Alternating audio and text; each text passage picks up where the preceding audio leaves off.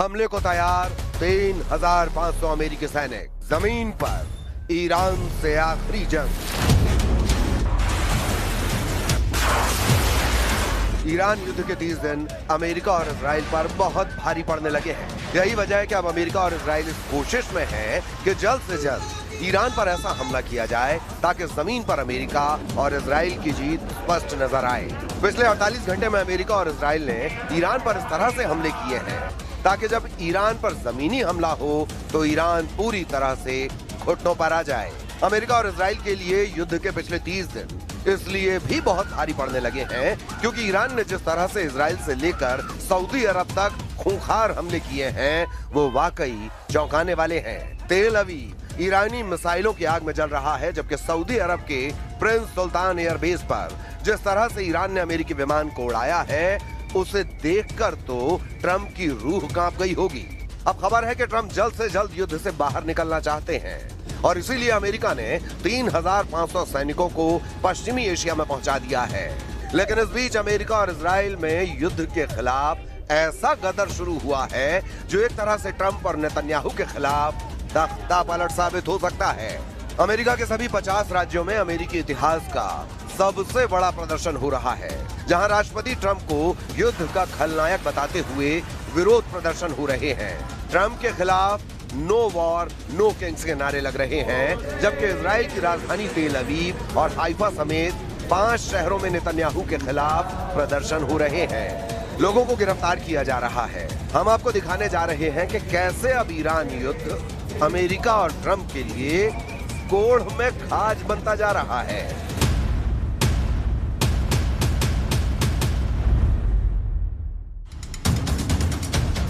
Iran पर जमीनी हमला, चुन चुन मारेंगे अमेरिकी सैनिक।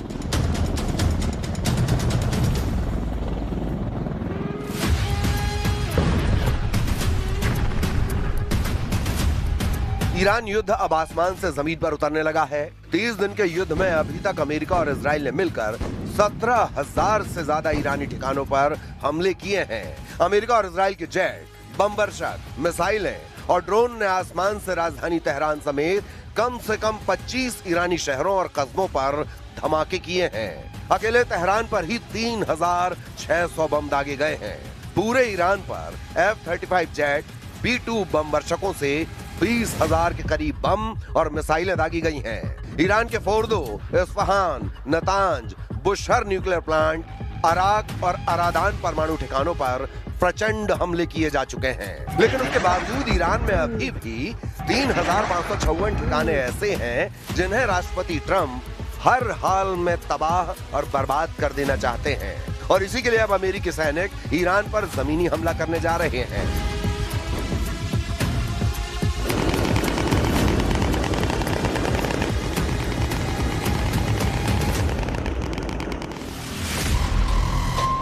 चौबीस घंटे पहले अमेरिका के राष्ट्रपति डोनाल्ड ट्रंप ने अमेरिका के मियामी में ऐलान किया है कि अभी ईरान पर बहुत बड़ा हमला करने वाले हैं। ट्रंप के मुताबिक अभी ईरान में अमेरिका 3,554 ठिकानों पर हमला करने जा रहा है। 82वीं एयरबोर्न डिवीजन के लगभग 1,000 पैराट्रूपर्स को भी इस क्षेत्र में तैनात होने का आदेश दिया है। इन्हें दुश्मन के इलाके में घुसकर महत्वपूर्ण ठिकानों जैसे एयरफील्ड पर कब्जा करने में महारत हासिल है। मध्य पूर्व में 1 महीने तक चली बेनतीजा जंग के बाद अमेरिका अब ईरान में जमीनी सैन्य हमले की योजना बना रहा है। अमेरिकी मीडिया रिपोर्ट के मुताबिक पेंटागन ईरान में जमीनी ऑपरेशन की तैयारी कर रहा है जो कई हफ्तों तक चल सकता है। ये रिपोर्ट ऐसे समय में आई है जब सेंट्रल कमांड ने बताया कि 3,500 मरीन और नौसैनिकों की एक स्पेशल टुकड़ी मध्य पूर्व में पहुंच चुकी है। अब सवाल उठता है अमेरिकी ग्राउंड ऑपरेशन किस तरह का हो सकता है। हवाई हमलों से ईरान को झुकाने में नाकाम होने के बाद अब अमेरिका जमीनी ऑपरेशन की तैयारी कर रहा है। वॉशिंगटन पोस्ट की रिपोर्ट में अमेरिकी अधिकारियों के हवाले से बताया गया है कि ये एक पूर्ण हमले के बजाय खास ठिकानों पर की जाने वाली रेड होगा। इसमें स्पेशल ऑपरेशन और रेगुलर इन्फेंट्री दोनों शामिल होंगी। अमेरिका की संभावित योजना के बारे में जानकारी रखने वाले लोगों का कहना है कि जमीनी हमले में खर्ग द्वीप पर कब्जा करना, होर्मुज जल डमरू मध्य के पास दूसरे तटीय इलाकों में छापे मारना और उन हथियारों को नष्ट करना शामिल हो सकता है जो व्यापारिक और सैन्य जहाजों को निशाना बना सकते हैं। उन्हें टारगेट किया जाएगा। ترامپ رئیس جمهور آمریکا بارها ایران را به عملیات زمینی و اشغال برخی از جزایر در خلیج فارس تهدید کرده است. شکی نیست رئیس جمهور آمریکا با فشار سازمان تروریستی موساد به دلیل سوابقش در پرونده اپستین بازیچه دست نخست وزیر رژیم صهیونیستی در جنگ و تجاوز به ایران شد. ईरानी संसद के स्पीकर का दावा, अमेरिकी सैनिकों का होगा सफाया।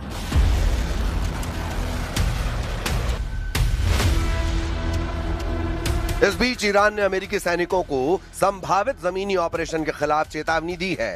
ईरान के प्रमुख अंग्रेजी अखबार तेहरान टाइम्स ने अपने फ्रंट पेज पर वेलकम टू हेल यानी नर्क में आपका स्वागत है शीर्षक से लेख लिखा है, जिसमें धमकी दी है कि अगर अमेरिकी सैनिक ईरान की जमीन पर उतरते हैं तो वो ताबूत में ही वापस जाएंगे। ईरान, इजराइल और अमेरिका के बीच जारी इस भीषण युद्ध के 30वें दिन ईरानी संसद के स्पीकर मोहम्मद बकीर गालिबफ ने अमेरिका को अब तक की सबसे कठोर चेतावनी दी है। गालिबफ की चेतावनी की 5 मुख्य बातें जान लीजिए। अमेरिकी सैनिकों को आग के हवाले कर देंगे। गालिबफ ने सरकारी समाचार एजेंसी इरना के जरिए बयान में कहा है, हमारे जाबाज जमीन पर अमेरिकी सैनिकों के आने का बेसब्री से इंतजार कर रहे हैं ताकि उन्हें आग के हवाले किया जा सके और उनके क्षेत्रीय सहयोगियों को हमेशा के लिए सबक सिखाया जा सके। अमेरिका पर दोहरी चाल का आरोप लगाते हुए कहा है कि अमेरिका दुनिया के सामने बातचीत और कूटनीति का नाटक कर रहा है, लेकिन गुप्त रूप से ईरान पर जमीनी हमले की साजिश रच रहा है। उन्होंने इसे अमेरिका का धोखा करार दिया। شکی نیست رئیس جمهور آمریکا با فشار سازمان تروریستی موساد به دلیل سوابقش در پرونده اپستین بازیچه دست نخست وزیر رژیم صهیونیستی در جنگ و تجاوز به ایران شد. رئیس جمهور آمریکا که معروف به دروغگوترین رئیس جمهور کشورهای جهان شده است و هیچ ثبات فکری و گفتمانی ندارد، به هیچ عنوان قابل اعتماد نیست و متاسفانه سران آمریکا به کسی اختیارات فرماندهی نیروهای مسلح را واگذار نمودند که به دلیل بی‌تعادلی، موضع‌گیری‌ها و تصمیمات خطرناک و غلط ارتش آمریکا را وارد باطلاق مرگ نموده است. ترامپ موضوعی را یک روز صبح به طبل تهدید می‌کوبد و عصر همان روز عقب نشینی می‌کند. ट्रंप नेतन्याहू के खिलाफ खुली बगावत।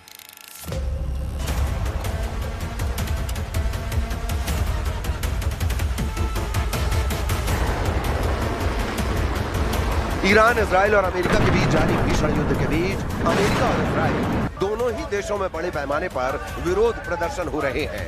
ये प्रदर्शन युद्ध को तुरंत रोकने और नागरिक मौतों के खिलाफ किए जा रहे हैं।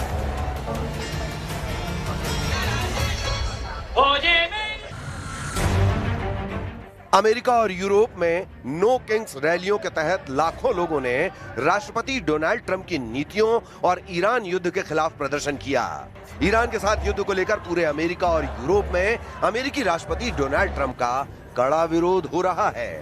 नो किंग्स रैलियों में लाखों लोग इकट्ठा हुए और ट्रंप के उठाए गए कदमों का विरोध किया। मिनेसोटा इन प्रदर्शनों का मुख्य केंद्र रहा।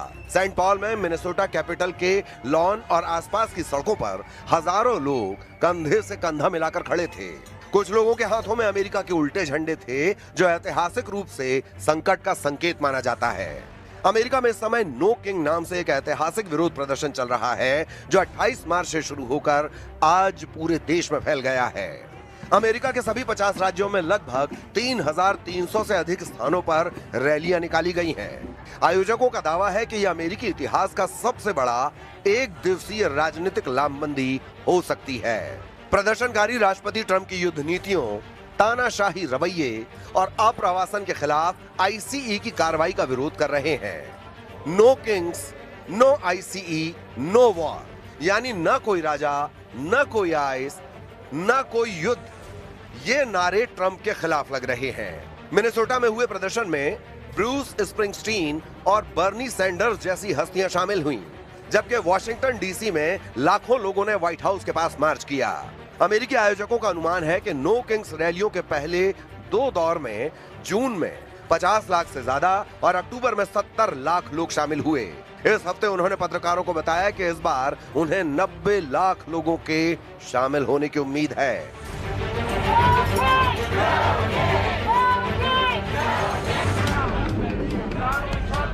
इजराइल में युद्ध के समर्थन के बावजूद युद्ध के कारण हो रहे मानवीय और आर्थिक नुकसान के खिलाफ जनता का एक वर्ग सड़कों पर उतर आया है। तेल अवीव, यरूशलेम, हाइफा और बीर शेबा में रात भर जोरदार प्रदर्शन हुए।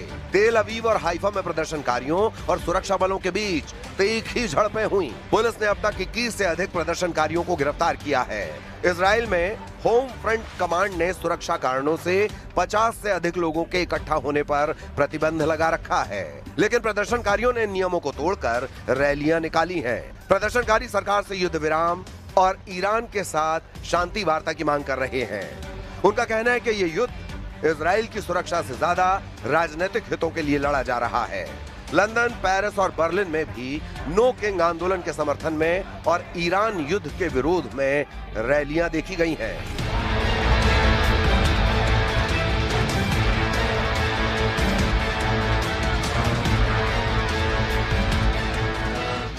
अब इन हालात में देखना होगा कि आने वाले दिनों में ईरान युद्ध में क्या क्या होता है और किसका पलड़ा भारी रहता है।